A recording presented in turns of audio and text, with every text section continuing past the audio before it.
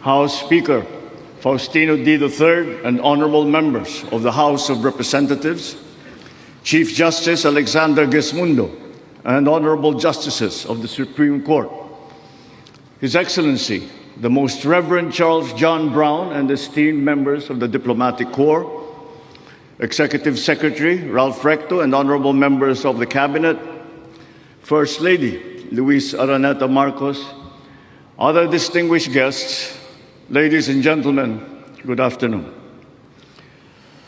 Mga kababayan ko, naririto ako muli upang tuparin ang ating katungkulan at magbigay ng ulat sa inyo tungkol sa estado ng ating bansa at sa mga ginagawa ng inyong pamahalaan.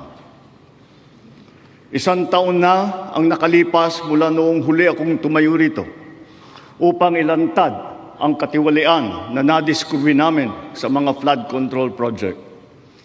Gaya ng aking ipinangako sa inyo, nagsagawa tayo ng malawakan at malalimang investigasyon na walang pagkikiling kahit kanino man.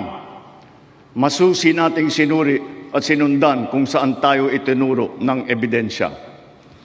Lahat ng kailangang gawin ay ginawa natin upang matuntun ang punot dulo. Mayroon ng mga unang nakasuhan at nakulong, mga kontratista, matataas na opisyal, pati na mga mambabatas. At dumating na tayo sa punto na ayon sa Ombudsman ay malapit na ang paghain ng patong-patong na kaso laban sa dating speaker. Masakit man sa akin ito, ngunit kailangan nating gawin ang tama. Hindi ako pangulo ng aking pamilya. Hindi ako pangulo ng aking kaibigan.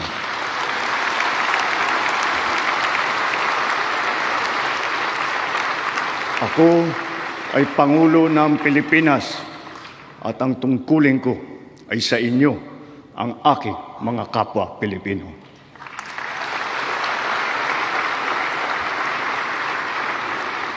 Kaakibat ng mga naisampang mga kaso, tiniyak ng inyong pamahalaan na mababawi mula sa mga nagsabwatan ang nakuha nilang pera ng taong bayan. Gayon din, pinigilan natin ang paglabas ng pera ng bayan na ipambayad padapat sa mga depektibo, peke o guni-guning mga proyekto at mapupunta lamang sa mga bulsa ng mga tiwalaing kontraktor at opisyal. Halos 25 bilyong piso ang halaga ng nabawi, frozen at napreserbang mga pera at ari-arian ng mga akusado. Ang mahigit 800 milyong piso dito ay agad nating nabalik sa Treasury. Lahat ng mababawi mula sa mga sangkot na tiwali ay agad ibabalik sa kaban ng bayan. Ipinapaubayan na natin ang pag-uusig sa Ombudsman at sa ating mga pinalakas na National Prosecution Service. Nananalig din tayo sa makatarungang hatol ng hukuman. Makakaasa kayo na ang gulong ng hustisya ay tumatakbo.